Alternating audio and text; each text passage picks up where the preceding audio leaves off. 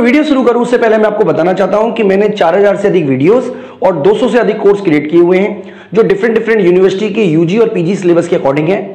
इसके अलावा हमने यूपीएससी इकोनॉमिक्स ऑप्शनल का कोर्स क्रिएट किया हुआ है, इंडियन इकोनॉमिक्स सर्विसेज के कोर्स हमारे पास हैं। इसके अलावा हमारे पास गेट का कोर्स हमारे पास है, यूजीसी नेट का सिलेबस हमने कवर किया हुआ है। तो ये सारे के सारे कोर्सेज आपके लिए अवेलेबल है हमारी ऐप विष्णु इकोनॉमिक्स स्कूल में।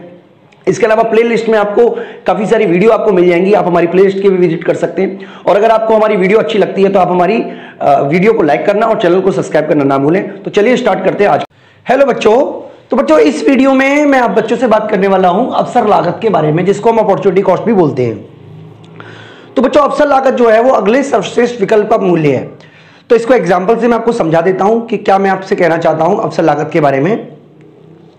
तो देखिए, सपोज कीजिए आपके पास में 3 विकल्प हैं, यानी कि आप 3 जॉब कर सकते हो। मान लीजिए एक जॉब में आपको 5000 मिलेंगे, दूसरी जॉब में 10,000 मिलेंगे, तीसरी जॉब में आपको 20,000 मिलेंगे। अगर हम ये मान लें कि जॉब जो है वो आइडेंटिकली सेम है, एक जैसी है, तो आप डेफिनेटली 20,000 वाली जॉब को चुनोगे। तो इसका मतलब क्या है कि इसको पाने की जो लागत है वो है अगला सर्वश्रेष्ठ विकल्प। तो इसको पाने की जो अगला सर्वश्रेष्ठ विकल्प है वो 10 है। इसका मतलब आपकी जो 20,000 को पाने की जो अपॉर्चुनिटी कॉस्ट होगी, जो अवसर लागत होगी, वो 10,000 होगी। और भी बच्चों हम एग्जांपल दे सकते हैं, जैसे कि मान लीजिए कोई जमीन है, जमीन के टुकड़े पर एक किसान जो है वो गेहूं भी बना सकता है, चावल भी बना सकता है, दाल भी बना सकता है। अगर वो गेहूं बनाता है तो उसे 5,000 रुपए का इनकम होगी, चावल बनाता है तो 10,000 रुपए की इनकम होगी, और अगर वो दाल बनाता है तो उसे 50,000 की इनकम होगी। इसका मतलब 5,000, 10,000, 50,000, तो डेफिनेटली वो 50,000 को ही चुनेगा। तो इसके लिए जो अगला सर्वश्रेष्ठ है 10,000, वही अवसर लागत है। यानी कि अगर हम 4 विकल्प चुने A, B, C, D, जो वरीयता में गिरते हुए क्रम में, यानी कि A सबसे पसंदीदा है, B सबसे पसंदीदा, तो A को चुनाव करने के लिए ये वाला जो है B, यही इसकी अवसर लागत है। इसको बोलते हैं अगला सर्वश्रेष्ठ विकल्प। यानी कि अवसर लागत क्या है? Next best alternative. यानी कि ए को चुनने के लिए जो बी को त्याग किया, तो सी और डी को कंसीडर नहीं करेंगे, केवल बी की जो वैल्यू है, बी का जो मूल्य है, उसी को हम बोलते हैं अवसर लागत। तो बच्चों जब हमने उत्पादन संभावना वक्र बनाया था, तब हमने आपको एक कंसेप्ट बताया था जिसको हम बोलते हैं सीमांत अवसर लागत। तो एक बार हम उस कंसेप्ट को यहां पे दोबारा भी पढ़ रहे हैं। देखिए, सीमांत अवसर लागत का मतलब होता है कि त्याग की दर, यानी कि ये हमने समझ लिया कि एक वस्तु की मात्रा बढ़ाने पर दूसरी वस्तु की मात्रा का त्याग करना पड़ता है, लेकिन जो त्याग की दर है उसको हम बोलते हैं सीमांत अवसर लागत। जैसे कि मान लीजिए, जैसे यहां पे मैं एक टेबल बना देता हूं। अब मान लीजिए 10 की वृद्धि की और आपने 10 का त्याग किया, फिर आपने 10 की वृद्धि की और आपने 20 का त्याग किया, फिर आपने 10 की वृद्धि की और आपने 30 का त्याग किया, फिर आपने 10 की वृद्धि की और 40 का त्याग किया। यानी कि इस केस में आप देखेंगे जो त्याग है, यानी कि त्याग कितना है? 10 का त्याग किया, फिर कितने का त्याग किया? 20 का, फिर कितने का त्याग किया? 30 का, और फिर कितने का सेक्रीफाइस किया? 40 का। यानी कि समान मात्रा में वृद्धि करने के लिए आप इसको डिवाइड करके देख लीजिएगा। यानी कि फॉर्मूला क्या है? उत्पादन में कमी, यानी कि delta loss upon delta gain, loss upon में डेल्टा गेन, ये आप याद रखिएगा। तो गेन जो हो रहा है वो 10 का हो रहा है। इसका मतलब इस केस में जो अवसर लागत है वो लगातार आपकी बढ़ रही है। तो इसको बोलते हैं बच्चों बढ़ती सीमांत अवसर लागत। यानी कि डेफिनेशन क्या हुई कि अगर एक वस्तु की मात्रा में अगर हम समान वृद्धि करते हैं और दूसरी वस्तु की जो त्याग है, उसकी जो दर है, वो लगातार बढ़ती चली जाती है, तो उसको बोलते हैं बढ़ती सीमांत अवसर लागत। और अगर बढ़ती हुई सीमांत अवसर लागत है तो जो पीपीसी की शेप होगी वो नतोदर होगी। आप याद रखिएगा, नतोदर होगी।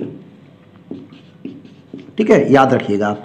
इसके अलावा बच्चों अगर स्थिर सीमांत अवसर लागत है, स्थिर सीमांत अवसर लागत का क्या मतलब है कि अगर आप एक वस्तु की मात्रा में समान मात्रा में वृद्धि कर रहे हो, ठीक है, समान वृद्धि कर रहे हो, तो दूसरी वस्तु के लिए जो त्याग है उसकी जो दर है वो सेम रहेगी। यानी कि आप देखिएगा, यहां पर 20 का त्याग किया तो फिर 20 का त्याग किया, फिर 20 का त्याग किया, फिर 20 का त्याग किया, जबकि वृद्धि जो है वो समान है। तो इसको हम बोलते हैं बच्चों स्थिर सीमांत अवसर लागत। और अगर स्थिर लागत सीमांत है, अगर स्थिर लागत समान है, तो आपका जो पीपीसी बनेगा वो बिल्कुल सीधी रेखा में बनेगा। यानी कि पीपीसी ऐसी शेप में कब हो सकता है? पीपीसी सरल सीधी रेखा में होगा, सीधी रेखा में ऋणात्मक हो सकता है लिख देता हूं मैं, हो सकता है, होता तो ऐसा ही है 99.99%, लेकिन रेयर केस में ये इस तरीके का भी हो सकता है, यदि कब हो, यदि जो हमारी सीमांत अवसर लागत है वो स्थिर हो, यदि सीमांत अवसर लागत क्या हो, स्थिर हो। ओके बच्चों, इसी तरीके से पीपीसी की जो शेप है वो गिरती सीमांत अवसर लागत पे भी डिपेंड करती है। मतलब गिरती सीमांत अवसर लागत का मतलब क्या हुआ बच्चों, हालांकि ऐसा उत्पादन के केस में संभव नहीं है, लेकिन हाइपोथेटिकल कंडीशन है, मान के चलते हैं कि अगर मान लीजिए इस तरीके का होता है कि पहले 30 का त्याग किया, फिर 20 का त्याग किया, ठीक है, फिर 10 का त्याग किया, फिर 5 का त्याग किया। चलिए मान लीजिए इस तरीके का है, मतलब पहले 30 का त्याग, फिर 20 का सेक्रीफाइस, फिर 10 का सेक्रीफाइस, फिर 5 का सेक्रीफाइस। किसे पाने के लिए, समान मात्रा में वृद्धि करने के लिए। यानी कि आप जो वृद्धि कर रहे हो वो तो समान है, लेकिन आपका जो त्याग है वो गिर रहा है। यानी कि आप डेफिनेशन में क्या बोलोगे कि स्थिर सीमांत अवसर लागत तब कहलाता है जब x वस्तु की मात्रा में या एक वस्तु की मात्रा में समान वृद्धि करने के लिए दूसरी वस्तु के त्याग की दर समान रहती है, तो उसको बोलते हैं हम समान स्थिर सीमांत अवसर लागत। और इस स्थिति में पीपीसी का ढाल सरल रेखीय ऋणात्मक रेखा में होगा। गिरती सीमांत अवसर लागत तब कहलाता है जब x वस्तु की मात्रा में समान वृद्धि करने के लिए, देखिए समान वृद्धि हो रही है ना, 10-10 की वृद्धि हो रही है, समान वृद्धि करने के लिए y वस्तु की मात्रा में लगातार कमी करनी पड़ेगी, लेकिन कमी की जो दर है वो कमी हो गिरती चली जाएगी। तो इस केस में इसको हम बोलते हैं गिरती सीमांत अवसर लागत। और गिरती सीमांत अवसर लागत की स्थिति में आपका जो पीपीसी है वो उन्तोदर हो सकता है, उन्तोदर, यानी कि पीपीसी उन्तोदर हो सकता है यदि कब हो सकता है, यदि सीमांत अवसर लागत गिरती हुई हो।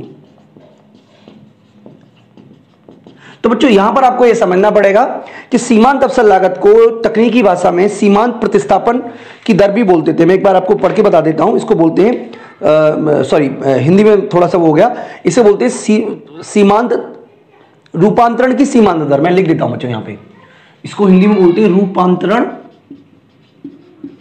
की सीमांत दर। ये भी नाम आप याद रखिएगा टेक्निकल लैंग्वेज में, यानी कि इसको बोलते हैं marginal rate of technique transformation, MRT भी बोलते हैं इसको, मार्जिनल रेट ऑफ ट्रांसफॉर्मेशन। लेकिन अगर हम एमआरटी के फॉर्म में लिखेंगे तो हम इस तरीके से लिखते हैं 1:1, ठीक है, इस तरीके से 1:1, 1:2 ऐसे लिखते हैं, या 2:1 इस तरीके से लिखते हैं इसको। खैर होती चीज वही है, एमआरटी भी बोलते हैं इसको, यानी कि marginal rate of transformation. Transformation का क्या मतलब है कि जब एक की मात्रा में वृद्धि कर रहे हैं तो दूसरी की मात्रा में किस तरीके से कमी करनी होगी। तो बच्चों ये पूरा का पूरा कांसेप्ट है सीमांत अवसर लागत का। मैं उम्मीद करता हूं कि आपको अच्छी तरीके से समझ में आ गया होगा बच्चों। इस वीडियो में इतना ही, थैंक यू।